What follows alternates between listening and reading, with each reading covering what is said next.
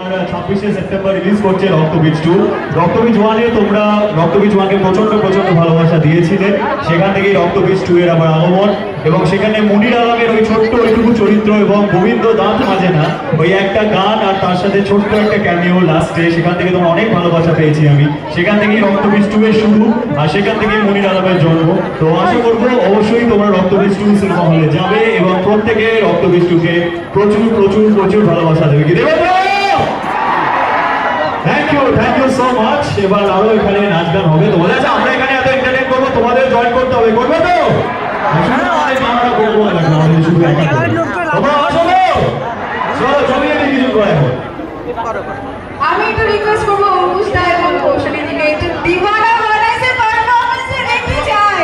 দিওয়ানার আগে তো অঙ্কুশের আমাদের পার্ট 1-এর তো একটা পোরশন আমাদের জানতেই হবে। এখানে বেশি লোক তো নেই যাদের নাম গোবিন্দ।